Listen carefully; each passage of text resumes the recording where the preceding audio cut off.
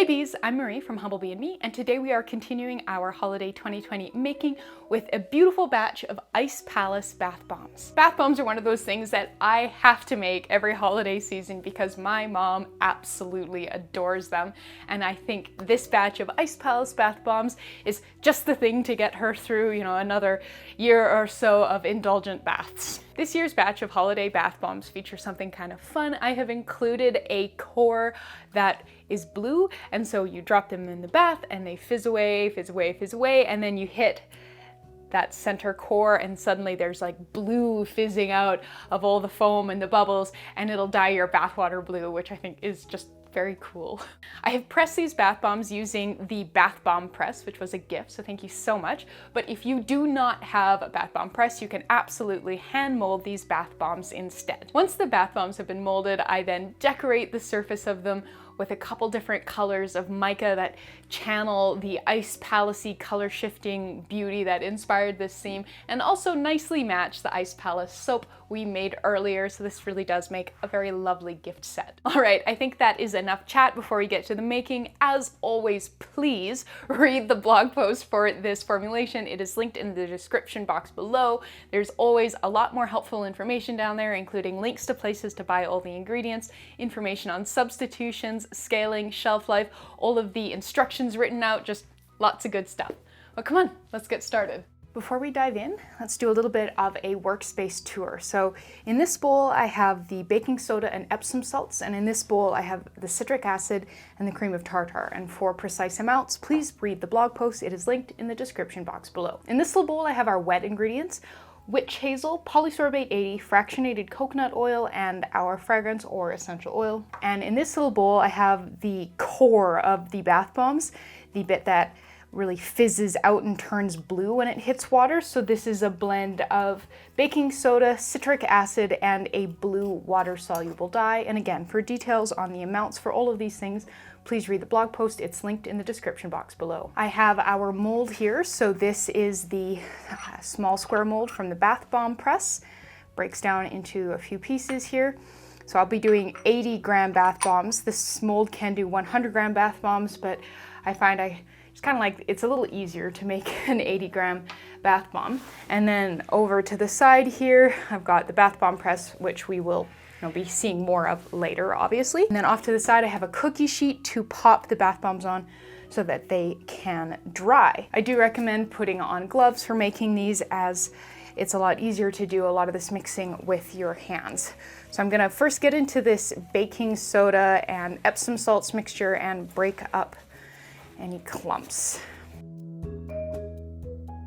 Once you've got a reasonably uniform mixture, we're going to add our wet ingredients. I like to do the initial mixing with a spatula and then switch to hands once we kind of have a nice clumpy mixture.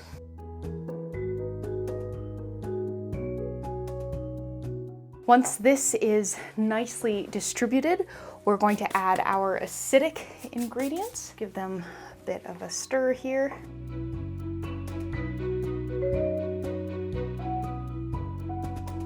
I find that combining the ingredients in this order means you don't have to do that really frantic sort of like spritz, spritz, mix, mix, spritz, spritz, mix, mix that is required if you mix the base and the acid together and then add the wet ingredients. So quite nice that it really sort of simplifies things. Make sure you're really getting down to the bottom of the bowl and lifting up and turning over so you've got a nice thorough mix. And then once you've got everything even and you can kind of like grab a clump of it and toss it around and it holds together, we're ready to start pressing.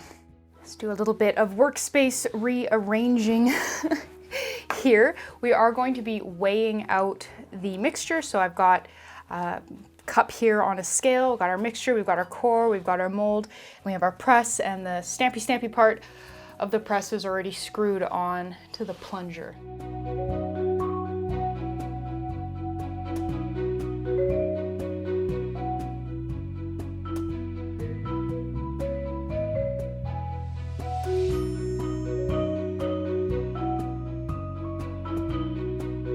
So what I'm doing here, I've weighed out 80 grams of the white bath bomb mixture, and I'm going to transfer about 70% of it into the mold, poke a little hole down to about the 50-ish% mark, sprinkle in a small amount of the concentrated blue mixture, so it's like a quarter of a teaspoon, maybe half a teaspoon, and then top it off with the rest of the white mixture.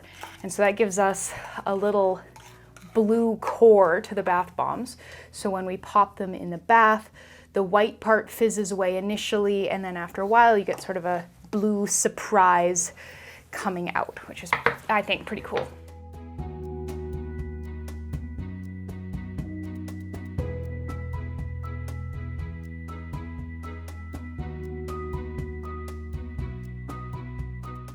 All right, that's it. We are out of our bath bomb mix. So I'm gonna leave those to dry for a while and then we will decorate them. Once the bath bombs have had a chance to dry a bit, I left these for maybe 2 hours, we're going to decorate the tops. So I wanted to show you the version that I did for the blog first. And for this one, I used a iridescent sort of color shifting mica pre-dispersed in some 99% isopropyl alcohol and then splattered over the surface of the bath bomb. And it's not coming across on camera, but it does have a slight color shift to a sort of lilac-y color. Now this is pretty, but I want a bit stronger of a color note because this one just, it's not coming across as well as I would like.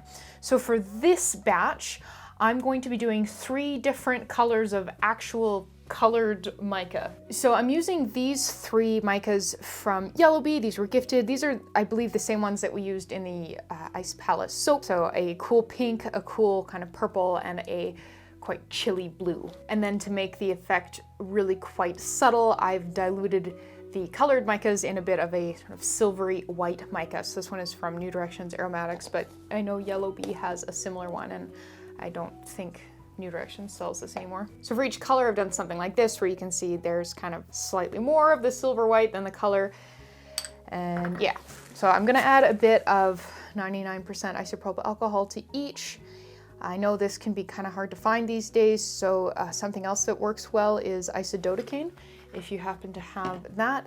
The key is you really don't want there to be, you want it to be thin and evaporate quickly, but not have water in it, because if it has water in it, it'll react with the bath bombs.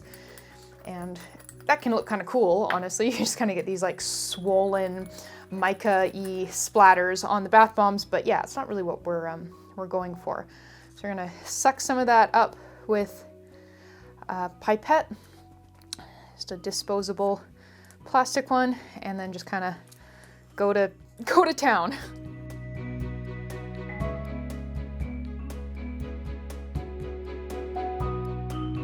That'll dry pretty darn fast with the 99% isopropyl alcohol.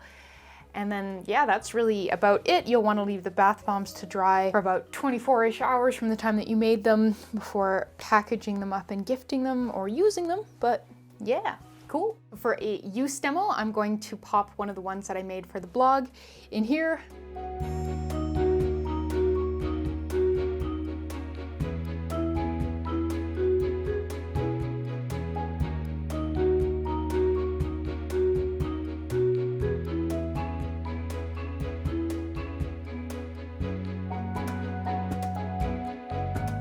And there we go. So we just made some really fun Ice Palace bath bombs. Thank you so much for watching. Please subscribe and please make sure you're reading the partner blog post linked in the description box below for a lot more information about this formulation, everything written out, places to buy all the ingredients, all kinds of awesome stuff. Thank you so much, and I'll see you next time.